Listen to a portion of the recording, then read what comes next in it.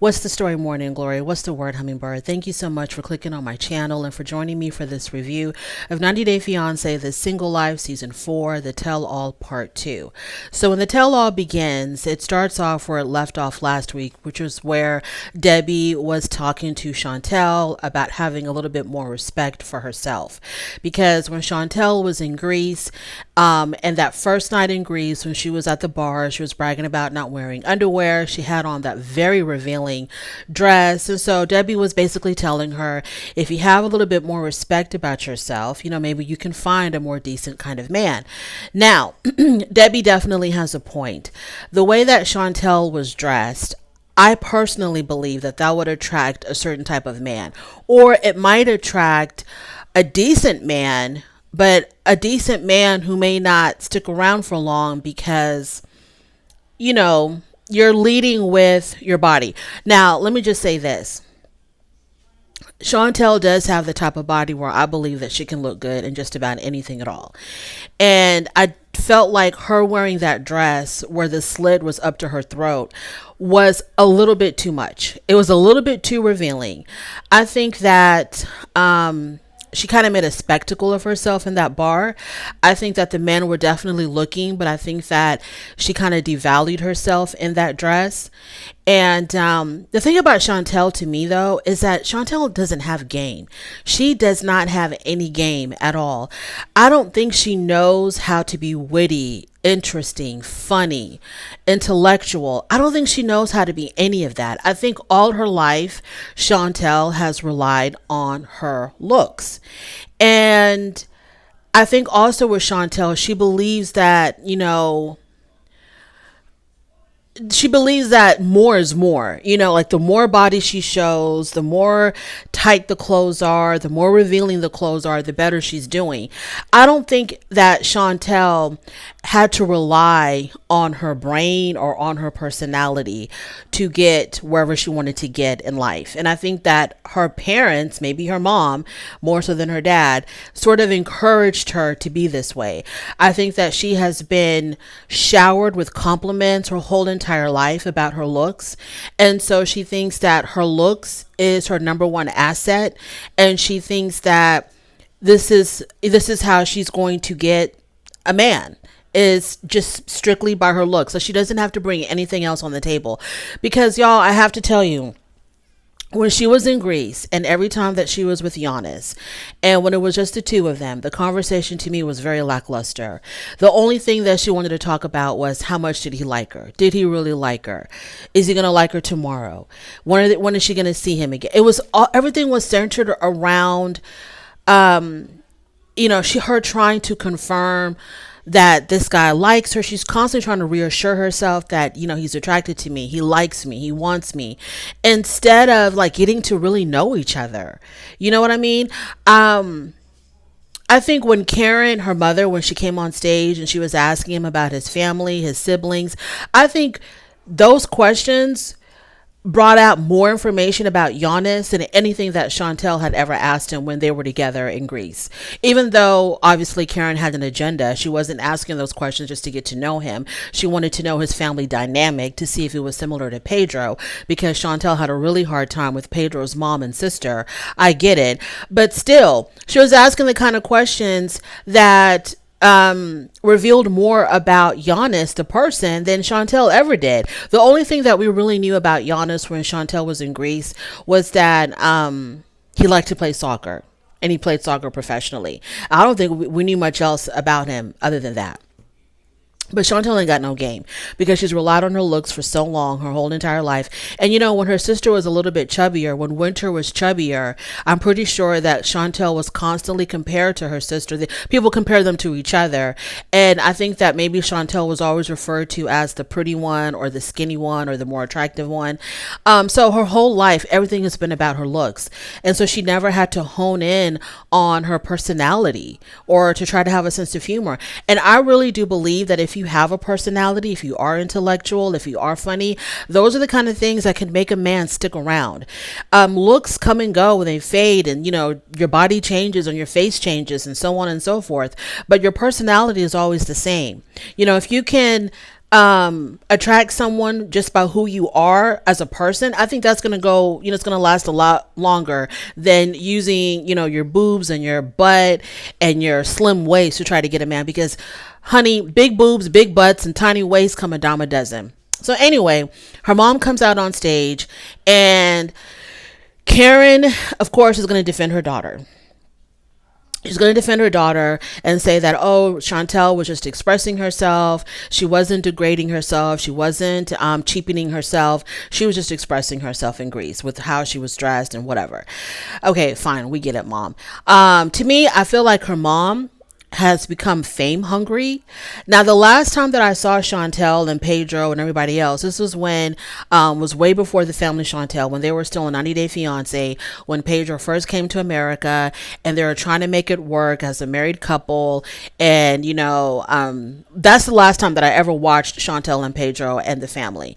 I did not watch the family Shantel, but it seems like not much really has changed. But it seems like her mom just has, it's sort of like she likes the spotlight, she likes the attention. That's what it seems like to me. I could be wrong, but I felt like, her mom has gotten a little bit more fame hungry, has been craving the spotlight a little bit more, but I could be wrong. So Shantel says that she still keeps in touch with Yannis, but she's being really, really cautious. Shantel says that Giannis checks most of the things on her list. The only thing she really doesn't know is of whether or not he's well endowed. Now, she says she felt like she felt something when they were in the water at the beach, but she doesn't know for sure. And Debbie was trying to tell her, girls, stop worrying about stuff like that. Don't go strictly by looks and abs and if someone is well endowed. Try to look for something a little bit more substantial in a man. So Giannis then comes on, and Shantel introduces Giannis to her mom.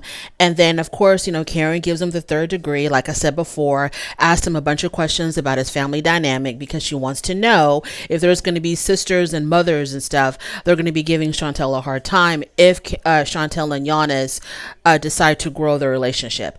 So Karen doesn't want Shantel to help another man with a damn visa. And Giannis says that if he plans on coming to America, he's going to do it strictly on his own. He's not going to rely on anybody else to get him what he wants. He has no problem. Oh, he said that he had no problem with how she was dressed because I asked him, what did you think about how she was dressed in Greece? He said he had no problem with it. And Tim was like, of course he didn't have a problem with it. Of course men like to see that. They like to see as much skin as possible. That's not even the issue. Well, it's not a problem until you start dating them. Okay, once you've established a relationship with them, then they have a lot to say about how you're dressed. So somebody asked Giannis, do you have plans to see Shantel in the United States? He got really wishy-washy with that question. He said, I'm not really sure, we have to see how things go, we still have a lot of things to figure out. And as soon as he said that, the whole entire cast on stage was like, oh, he's not really serious about you, Shantel. He doesn't really like you. Everybody kind of like attacked him because he didn't say, oh, yes, I'm going to be on a flight tomorrow to come see her. I didn't see anything wrong with him saying that. They just met. Okay. They've seen each other a couple of times in Greece. Like, I'm not understanding why people thought that he was going to rush to come see Shantel. Shantel doesn't have game. Okay. She's a pretty woman, but Greece is full of pretty women. What is it about Shantel that would make him want to, turn his whole life upside down for her and rush to America? Other than her looks, I don't know what else Shantel is offering. So Veronica and Tim really were on Giannis about how they felt like, he really wasn't serious about her. Shantel says, well, am I worth it for you to come here? And Giannis tells her 100%. Shantel she didn't like the fact that everybody was attacking him. So she was trying to let everybody know, hey, calm the hell down. It's okay. Don't attack him, because he said that he's still thinking about coming to America. He hasn't made up his mind yet. So when Pedro was brought up, when they were talking about whether or not Shantel was over Pedro and has she really put those feelings that she had for Pedro, has she really put them aside? Is she really ready to move on? So when the subject turned to Pedro, she completely broke down. And the reason why I think she got so emotional, because it was one of those type of cries were like, it just kind of takes you off guard. You didn't expect to release so much emotion. And so when she was asked about Pedro and she started to cry, I mean, it was like a floodgate. Okay, it was like a floodgate of tears, and I think it took her by surprise. She, she had to catch her breath. It was bad, and it's because I don't know if people are telling her or if this is just how she deals with it. She is repressing a lot of emotions that she had over Pedro, the good, the bad, and the ugly. She's repressing those emotions, just trying to move on, just trying to move past. I didn't watch the family Shantel at all, so I don't know if Pedro moved on to another relationship, if he was cheating on her.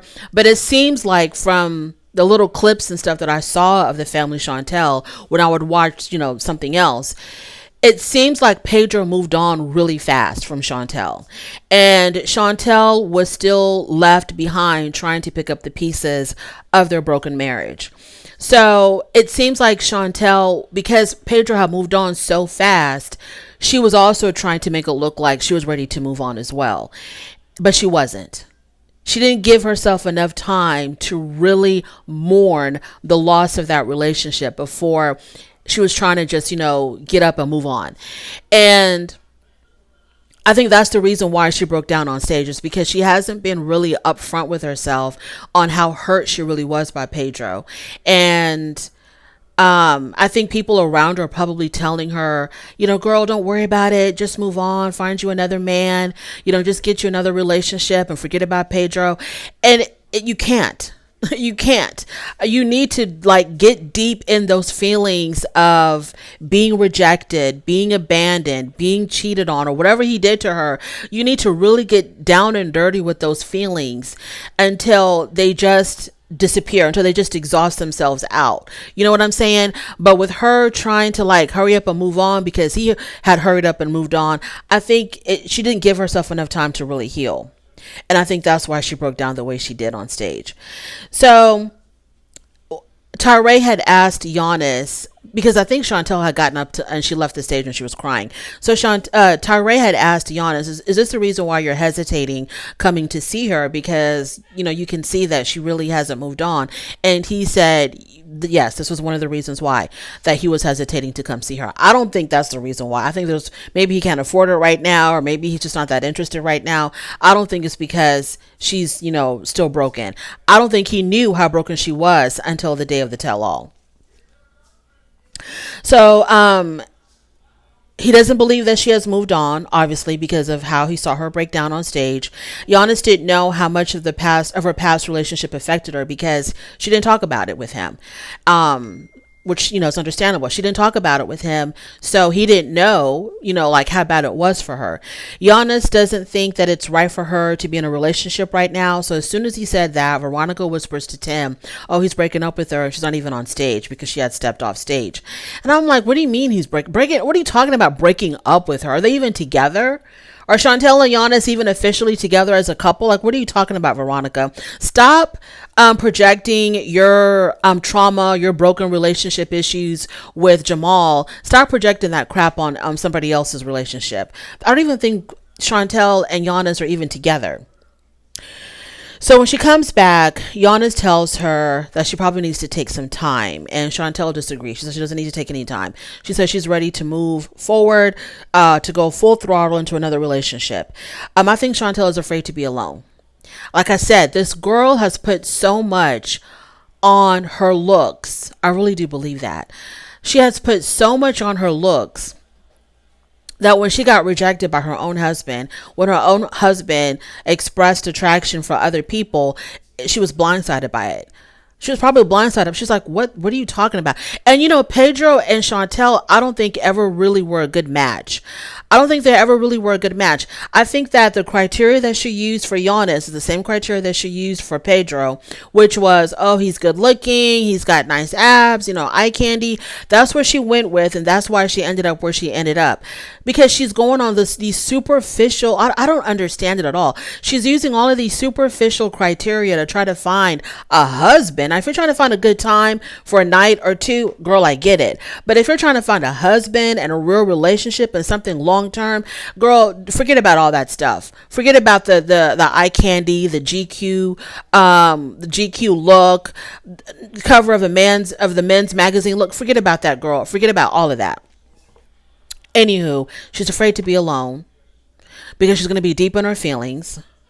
And she doesn't want to experience that. She just wants to be happy. She wants to be wanted, and she wants to be loved, and she wants to get there as fast as possible. But baby, you cannot get there until you deal with the emotions that your marriage left you in, your broken marriage left you in. You're not going to be able to get there because all you're going to do is take that baggage into the next relationship. And because you're using superficial criteria to find men, you're going to be bringing old baggage into a new relationship that, you got with this dude because he looked good and had abs. He's going to end up breaking your heart, and then you're going to have additional baggage on top of the baggage that you never really got rid of with Pedro. Shantel thinks that healing is exploring other relationships. That's what she said on stage. She goes, for me to get over Pedro, I got to explore other relationships. No, you don't. You got to explore yourself. Fall in love with Shantel. And whether you get a man or not, who the hell cares? Fall in love with Shantel again. Understand and realize that Pedro divorcing you, rejecting you, does not define you. Fall in love with Shantel again. Moving on. So then they go on break and everybody's backstage having lunch. So Shantel asks everybody she asks her cast members what was said while she was gone. And Veronica says, oh girl, he broke up with you. No, he didn't. He never said the words, I don't want to see Shantel anymore. I don't want to bother with Shantel anymore. I'm breaking up with Shantel. He never said those words, Veronica. So why are you putting 20 on 10? So Shantel totally believes her. And she insists that she's over Pedro, whatever. So she believes what Veronica said. And I was like, Veronica, look, Veronica, I liked you a whole lot better when you were on Pillow Talk with Tim, and you should have just stayed on Pillow Talk. The things that I'm finding out about you, Veronica, I am really not liking. I didn't like how you dealt with your relationship with Jamal, and Jamal, I didn't like how you dealt with Jamal. That's another person. Jamal, I liked you a whole lot better when you were on Pillow Talk with your mom. Y'all trying to be on these shows, we're getting this, full taste of who y'all are. I'm not liking it at all, because ever since watching this show, I like Veronica less and I like Jamal less. And I never thought that would happen because I really liked these people on Pillow Talk. Moving on to Natalie. Here we go, y'all. Where am I at? 17 minutes in, almost 18. Here we go. Oh my God, Natalie. Natalie. So it starts off where Natalie is talking about how LA isn't exactly what she expected. She says to get into the entertainment business, you really have to know somebody. You just don't walk onto a movie set and start, reading your lines. You have to know somebody that knows somebody that knows somebody to get you into the business. So LA was not at all what she expected. I'm not sure exactly what she expected. She's approaching her 40s. She has a very thick accent, which means that her roles are extremely limited. So I'm not exactly sure what she expected as far as getting into the entertainment industry. So they show the breakup scene with Josh where they had met at the restaurant and they basically had broken up because she was telling Josh, I don't feel like I'm a priority for you. I've never met your children. I've never been inside your home. You're not treating me like a priority. And he was like, well, what do you want me to do? I still like you a lot. And basically, they ended their relationship and she was crying in the bushes. So even Shantel was triggered by watching this scene. And I'm like, Shantel, why are you triggered by watching this scene? This has got nothing to do with you. The only thing that I can think of is that it is evoking your own unresolved issues with Pedro. That's why this scene is very triggering for you, because she was crying as well. I don't even know if Natalie was crying, but Shantel was. So Josh comes out, he gives Natalie a kiss, and and Natalie's sitting in the chair, very stiff, like a statue. They talk about how she didn't move at all when he came out for a kiss. And Josh was like, yeah, I'm not understanding, like, what's really going on here. Like, why is she acting like this? So Josh says that they are still friends, but Natalie did spend the night before in his hotel. And I'm thinking to myself, Natalie. A man is going to use you for whatever, as long as you allow him to. After that breakup with Josh, there is absolutely no reason for Natalie to be in his bed ever again after that. Unless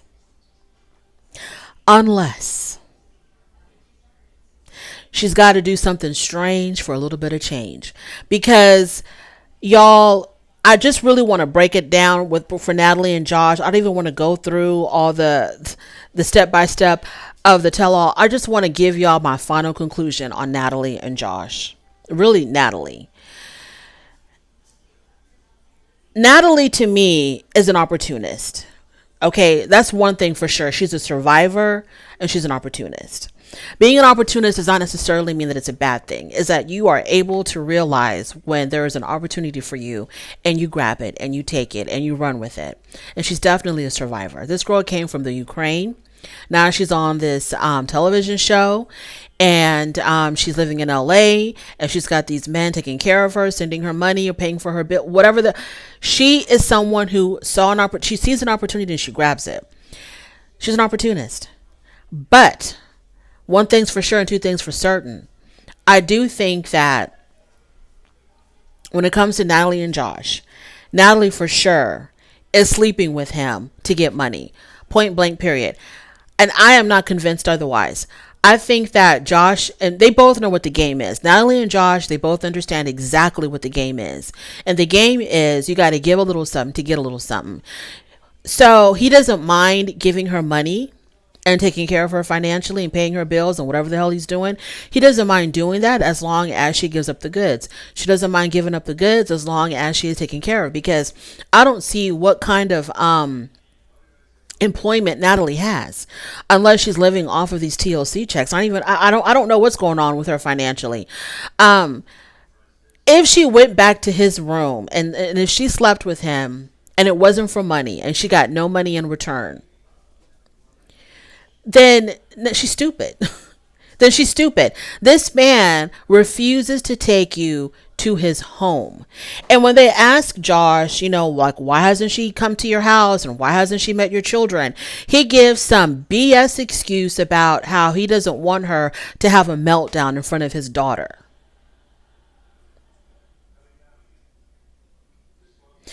He talks about, well, you see how she has these meltdowns, and I just don't want that around my kid. And that's why he claims he hasn't taken her to see, to meet his kid or to be inside.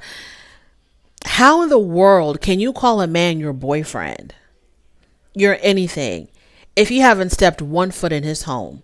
And not only that, but he is standing 10 toes deep on not allowing her to come see his home and not allowing her to meet his child or children or whatever he has.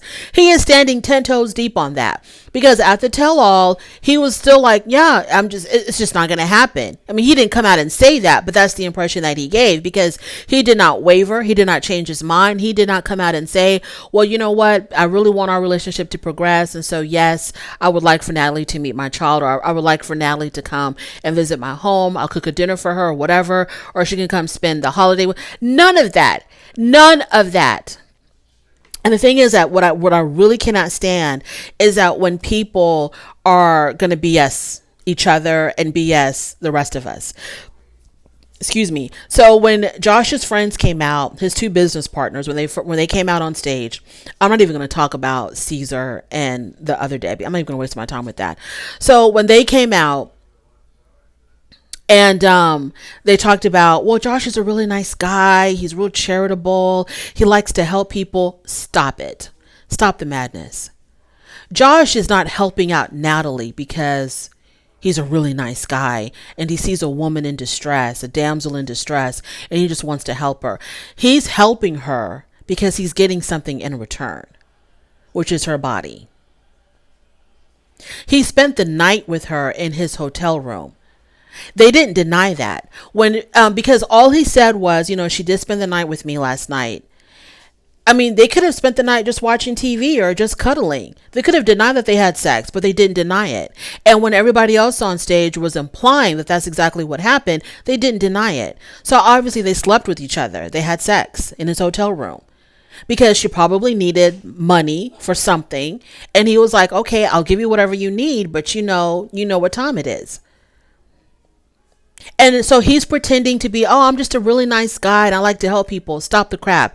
You gave her money because she slept with you. Natalie, this whole game that you're playing, this innocent, men just use me. I'm looking for love and I can't find love because men just want to use me up and treat me bad. And stop the crap. You know exactly what it is. You know exactly what you got to do to get what you need to get. Stop the crap.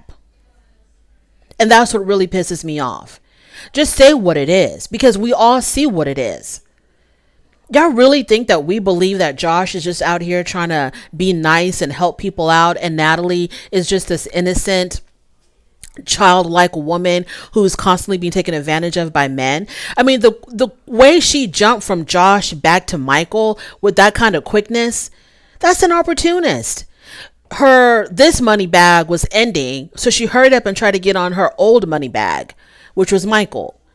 And her mom is a part of, I love Mama, I really do, but Mama is part of the plan too. Her mom getting on the phone trying to get Michael to come down to LA to see Natalie under the guise of just visiting Mama. Because, Michael was like, yeah, I'm just coming here to see Mama. And I'll talk to Natalie too because she's here. But my main purpose is to see Mom.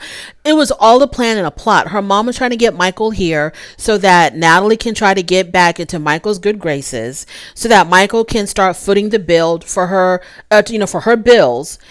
Because Josh was out of the picture. She's just running game on these men. And these men are running game on her. They're all running game on each other. Natalie is an opportunist and she's a succubus. She's a succubus because she knows what she needs to do to get what she wants from men. Okay? And she got Josh hook, line, and sinker. And Josh has the funds and the means to get, and he knows it. I don't know what he does. I know he's in the film industry or the entertainment industry, so he probably makes a little bit more money than Michael does. So for him, and also when his business partners were like, yeah, we were noticing that money was coming out of like the business accounts because he's so busy taking care of Natalie and all of her financial needs. And his business partners were talking about how she was like such a she kept on. Josh wasn't keeping up with the business because he was involved with a succubus. A succubus will have a man completely turned inside out because they know what they need. A person like Natalie is, to me, in my opinion, from what I've been seeing, Natalie is really good in bed. She knows what she needs to do. Okay, it wasn't good enough to get Michael back, but she knows what she needs to do. Okay, a succubus will have a man completely entranced with her sexual prowess in bed to the point where he has taken money out of business accounts to take care of her. And he didn't give a damn what his business partners thought or said or knew. He didn't care. She's a succubus. She's an opportunist. She knows how to use her body. She knows how to use her sexuality to make men do what she wants them to do. And Michael was under that spell for a very long time until she decided to end it. Remember, she left Michael. Michael didn't leave her. She left Michael. Now, Josh, because he's in the film industry, and I think that she was really trying hard to use Josh as well to help her get into the film industry, but he was like, what, he couldn't do it because he's not the one that makes those kind of decisions. I guess, I don't know, he really couldn't get her what she really wanted as far as her career. He could take care of her, pay her bills and pay her rent, but not so much as getting her these movie roles and turning her into this Hollywood actress. He couldn't do that. He's not God. He can't work magic. So that kind of ended there. She couldn't use him for that, but she could use him to help take care of her for a little while until either she gets a job or until she meets her next victim. So her on stage crying and boo-hooing and everybody was attacking Josh, like, how come you're not doing this and that for her? How come she hasn't met your child? And all this other stuff. He knows what the game is, and she knows what the game is, y'all. Natalie knows exactly what she's doing. Okay, she's not an innocent in any of this, and she knows what she's doing, and she does it well. Okay, she knows what she's doing. She does it well. And this whole thing about her wanting a baby, and Josh was like, "What are you talking about? What are you talking about? I'm not. I didn't sign up for a baby and all this other stuff." Because he's confused. He's like, in the back of his mind, he's like, Natalie, me and you, we know what it is. We know what we want from each other. A baby's not a part of the plan, so what are you talking about? He says that her major issue is jealousy. Okay, fine. Yeah, she's jealous. They talk about the reason why she moved to LA. He says she moved to LA to further her career, which is what I thought as well. She said she moved to LA for him. I don't know if she was trying to imply that he convinced her to come, or if she was trying to imply that she moved for love, because she was going to. Natalie moved to LA for an opportunity. Okay, she didn't want to be stuck up there in Washington State or Oregon or wherever the hell Michael was living out there in the woods. That was not the life that she had imagined for herself. She wanted the glitz and the glamour. She wanted to move to a city like LA, Miami, New York, Chicago. That's where she wanted to be. Where it was happening, where it was popping. And it wasn't popping up there in the middle of the woods in Michael's log cabin. That's why she came to LA. And nobody had to tell her twice to get a ticket and come to LA. She found an opportunity, and I don't know exactly, because I didn't watch The Single Life when she was first on it. So I don't know the logistics of exactly how she came to LA, how her and Josh met. I don't know. But I've always believed that she moved to LA because she wanted to go be in the entertainment industry. And she happened to have met Josh. I don't know where or how, but he was in the industry. And so to her, it was a win-win. You move to an exciting city. Your boyfriend or whatever he is to you is in the industry. So it was a win-win. Like, why would she stay in the woods if she could be with Josh and he could help her get into the entertainment industry? Okay, she said she moved for him. I don't believe that. She moved for herself to further her career. Let's see. The friends, okay, question, why do you pay for all these things if you don't want a relationship? And this is where he talks about, oh, well, I'm just a charitable guy and I want to help people. No, you pay for all these things because you're getting something out of it from her. The friends ask Natalie if she thinks that Josh is a sugar daddy. And she's like, I don't know anything about Josh to call him a sugar daddy. So you're paying your own bills? He's not your sugar daddy, so I'm assuming you're paying all of your bills on your own. You're paying your car note, your car insurance, your bills, your rent, all of that you're paying for completely on your own, 100%. So when the cast implies that they're exchanging money for sex, Natalie goes completely off. She completely loses it, and she starts, just really going off on everybody. Like, how dare you? I'm a good person. I'm a good human being. I'm not out here using people. Natalie, I don't know. Go tell that to somebody else. I'm not buying that. I'm not the way you move, girl. I'm just not buying it. I'm not buying it. I'm sorry. You and Josh are not innocents. Y'all are out here using each other. I'm not buying it. I'm sorry. You might be a good human being. No one says that you're not a good human being. You probably are a good human being. You're a decent human being, but you know what it is and you know what it takes to be taken care of. Thank you so much for joining me. I really do appreciate it. On your way out, please don't forget to rate the video if you like this content, subscribe to my channel, and I'll definitely talk to you later. Bye.